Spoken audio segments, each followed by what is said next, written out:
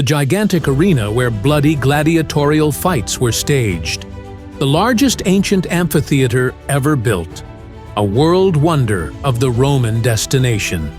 In this documentary series on the new 7 Wonders of the World, we continue to go backward by year of construction. Our next guest will be the Colosseum, a Roman masterpiece in Italy, completed in 80.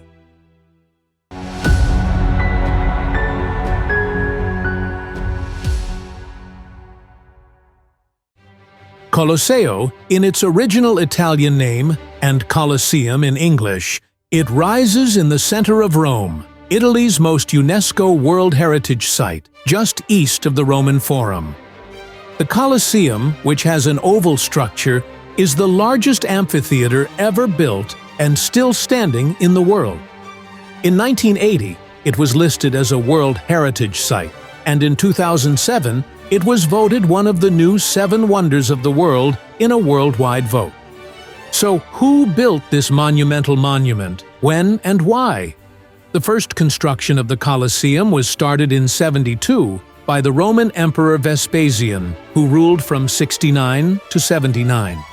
Vespasian wanted to restore Rome to its former glory and remind the world that Rome was still the mightiest empire.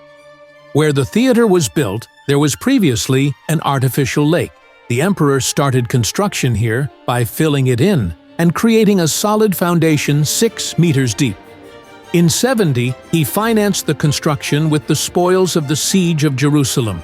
He even used captured Jews as laborers. But he left the design of the arena to Roman engineers, artists, painters, and decorators. By 79, 3 floors of the amphitheater were completed, but the emperor did not live to see the construction finished and the arena completed. His eldest son Titus, who succeeded him, continued the construction, completing the Colosseum in 80 and inaugurating it for public use with 100 days of games in which 9,000 wild animals were killed. After the death of Titus in 81, his brother Domitian took over the empire and made new additions to the Colosseum. These 3 emperors from the same family were called the Flavian dynasty, and they ruled Rome. For this reason, the Colosseum is also known as the Flavian amphitheater.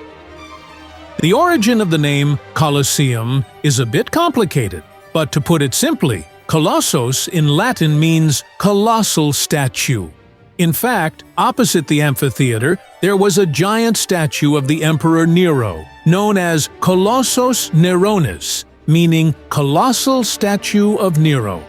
It is thought that the Latin word colosseo, meaning gigantic amphitheater, was derived from these words. The main purpose of the Colosseum was to entertain the public with games and shows. In particular, the Colosseum hosted gladiatorial fights, where life and death battles were fought with swords and spears, and many other events were organized in the Colosseum. Many games, also called munera, were usually planned by wealthy families rather than the state. Sometimes they were held for religious ceremonies, sometimes to show family prestige and power. In addition to gladiatorial fights in which 2 warriors clashed to the death, fights pitting humans against animals were also very popular. Large numbers of animals were imported from Africa for this purpose. Gladiators could be free Romans, slaves, convicted criminals, or prisoners of war. If a gladiator won several fights, he had the right to ask the emperor for his freedom. As a sign of acceptance, the fighter received a wooden sword to represent his freedom and a promise that he would never have to fight again.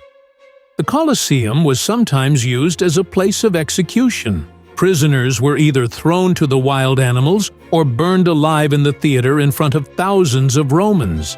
Christians captured before Rome converted to Christianity were also executed.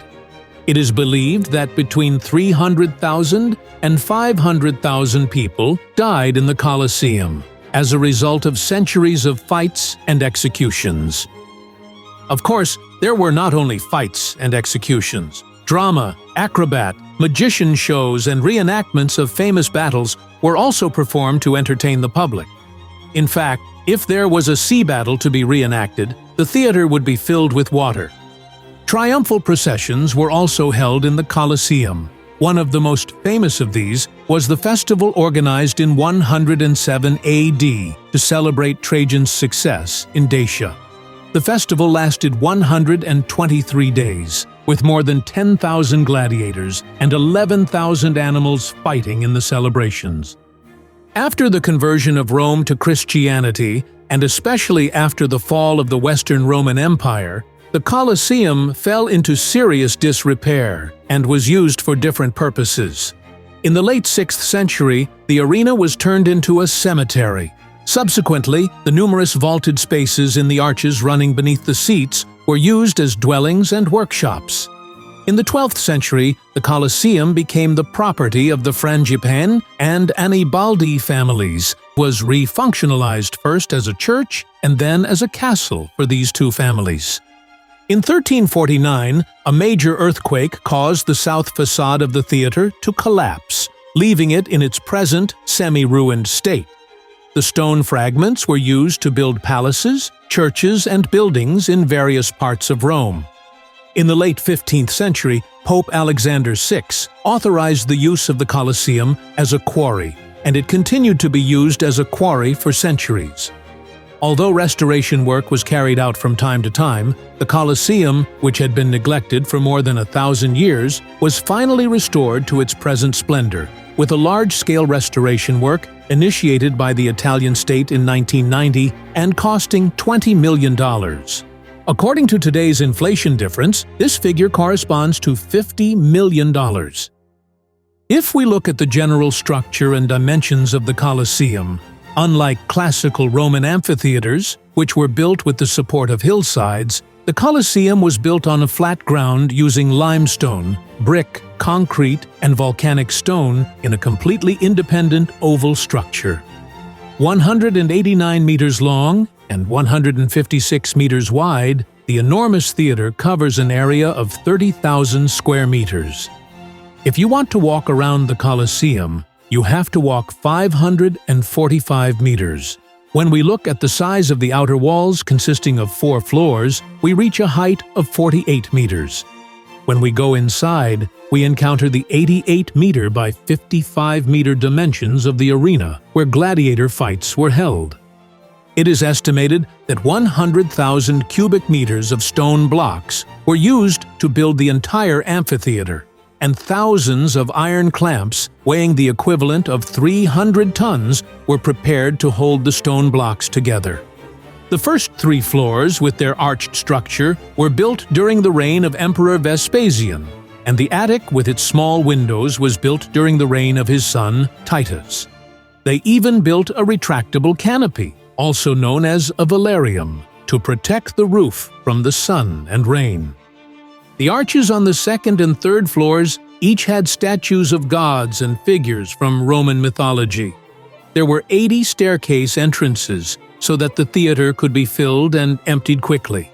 3 of these entrances were reserved for the elite and 1 for the emperor. Since each doorway and each staircase was numbered, people had no difficulty in finding their seats. They even developed a ticket system for this. According to a written text from 354 AD, the Colosseum could host 87,000 people, while modern estimates suggest that it had an audience capacity of 50,000. Even with this figure, it is the largest and most capacious ancient amphitheater in the world. At the north and south ends of the Colosseum, there were boxes reserved for the emperor. In addition to these boxes, there were areas reserved for senators. 1 level above the senators were the noble class and knights. Throughout the theater, the rich people occupied the lower level and the poor citizens occupied the upper level. During the reign of Emperor Domitian, another level was added to the top floor of the theater. This was for the ordinary poor, slaves, and women. They could either watch the plays standing or sit on upright wooden benches. Gravediggers, actors, and former gladiators were forbidden to enter the Colosseum to watch the games. Underneath the sand-covered arena where the performances took place, there was a system of tunnels through which the gladiators passed, and wild animals were kept in cages. These tunnels were even connected to the outside of the Colosseum. They even used a pulley-pulled elevator system to take the wild animals from these tunnels to the arena. Wild animals such as lions, tigers, bears, elephants, leopards, hippos, and bulls were part of most shows. But there were also events with defenseless animals like deer, ostriches, giraffes, and even whales. Hundreds of animals could be killed in just one day. Thanks to the nearby aqueducts, they had even developed a system that could fill the arena with water 1.5 meters high in a short time. Thus, sea battles with ships could be reenacted in the arena. The Roman Emperor Commodus, who reigned from 177 to 192, himself took part in some of the performances and gave hundreds of performances in the Colosseum. Italy welcomes an average of 60 million tourists a year. The majority of these tourists visit Rome, Italy's most touristic and largest destination. Along with many other places to visit in Rome, the number of people who buy a ticket and enter the Colosseum is about 6 million. You can visit the Colosseum, the Roman Forum, and Palatino Hill all day long with a €30 ticket. If we ask how the new 7 wonders of the world were determined, the fact that only the pyramids of Giza remained from the wonders of antiquity led to the idea that the 7 wonders should be updated. Thus, a foundation initiated a worldwide vote in 2007 to determine the new 7 wonders of the world in no particular order. The new 7 wonders of the world respectively: the Christ the Redeemer in Brazil, completed in 1931, the Taj Mahal in India, finished in 1643, Machu Picchu, an ancient city in Peru founded in 1450, Chichen Itza, the famous pyramid in Mexico, was built in 600. The Colosseum is a Roman masterpiece in Italy, completed in 80. Petra is another ancient city in Jordan dating back to 312 BC, and the Great Wall of China, a mile-long structure begun in 700 BC, was determined as. In the next documentary, our guest will be Petra, an ancient city in Jordan dating back to 312 BC. Remember to subscribe and turn on the notification bell to see this documentary.